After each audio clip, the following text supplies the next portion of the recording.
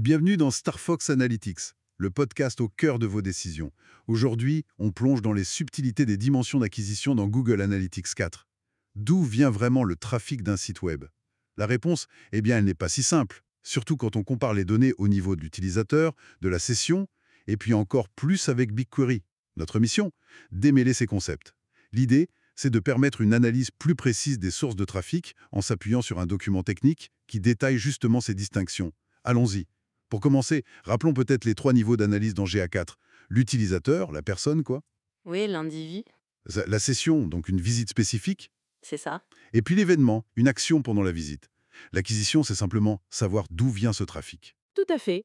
Et là, il y a une différence majeure, vraiment cruciale, avec l'ancienne version, GA3. Ah oui, bien. Laquelle? Alors, imaginez, une personne arrive sur votre site via, disons, le canal A. Elle repart, puis elle revient via un canal B, mais moins de 30 minutes après. D'accord. Eh bien, GA4 va considérer ça comme une seule session, qui a commencé avec le canal A. Ah d'accord. Alors que GA3, GA3, lui, aurait compté une nouvelle session dès le changement de canal. Donc deux sessions. C'est un changement, disons, fondamental dans la façon de mesurer. intéressant. Ça change la perspective sur la durée et l'origine des sessions. Alors, comment GA4 nous aide à distinguer l'acquisition dans son interface? Il y a deux niveaux principaux, c'est ça? Exactement. Vous avez d'abord les dimensions qui commencent par First User, comme First User Source, First User Medium, First User Campaign, First User. Donc, premier utilisateur. Voilà. Ça correspond à la toute première source qui a amené cet utilisateur spécifique sur le site. La toute première fois. Peu importe les visites qui suivent. C'est l'origine de la relation en quelque sorte. C'est une bonne image, oui.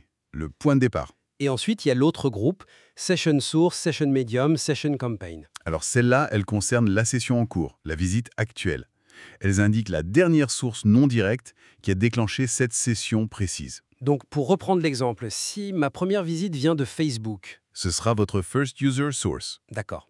Mais si je reviens plus tard via une pub Google Ads, Alors, la session source de cette visite-là, ce sera Google Ads. Ces données, on les retrouve dans deux rapports principaux. User Acquisition pour le First User, acquisition d'utilisateurs, logique, et trafic acquisition pour la session source. acquisition de trafic. Bien, la distinction est claire. Le premier contact versus le déclencheur de la visite actuelle.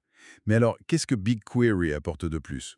On sait que ça offre plus de profondeur. Ah, BigQuery, c'est là où ça devient vraiment granulaire. Au niveau de la session, on retrouve bien sûr cette idée de la dernière source non directe, Oui, mais avec beaucoup plus de détails sur comment GA4 a obtenu cette information.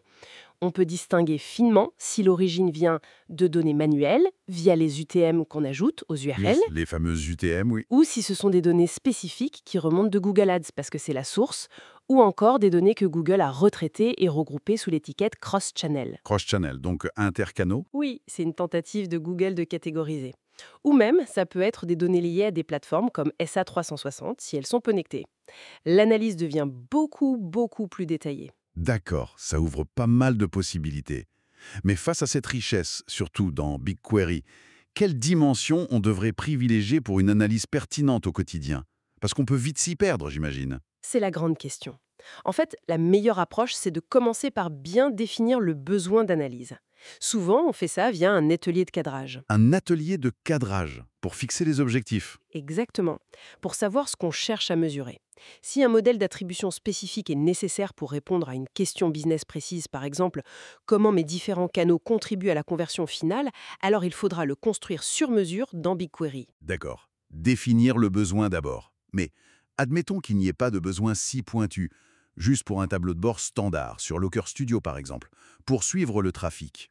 Alors, dans ce cas, en l'absence de besoins particuliers ou de modèles d'attribution personnalisés, il est souvent recommandé d'utiliser les dimensions cross-channel last click, Pourquoi celle-ci spécifiquement? parce qu'elles se rapprochent le plus de ce qu'on voit dans les rapports standards de l'interface GA4, notamment le rapport acquisition de trafic. Ça assure une certaine cohérence. Ah, pour pouvoir comparer plus facilement entre l'interface et BigQuery? Voilà. La dimension technique à chercher dans BigQuery serait quelque chose comme traffic source.source, traffic source.medium ou traffic source.name pour la campagne, en s'assurant que le modèle d'attribution sous-jacent est bien le cross-channel last click par défaut de GA4. C'est souvent le point de départ le plus logique si on n'a pas défini de modèle sur mesure. Très clair. Donc, en résumé, Il est essentiel de bien distinguer si on analyse la toute première origine d'un utilisateur, first user, ou la source d'une session spécifique, session.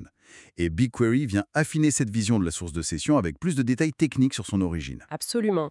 Et ça soulève une question stratégique importante au final. Selon la dimension qu'on choisit, première source versus source de la session, l'évaluation de la performance des canaux marketing peut vraiment varier. Ah oui, forcément. Quelle source mérite réellement d'être créditée pour une conversion ou un engagement lead? Est-ce celle qui nous a fait découvrir ou celle qui nous a fait revenir au bon moment? C'est une réflexion essentielle pour bien optimiser ses stratégies marketing et ses budgets.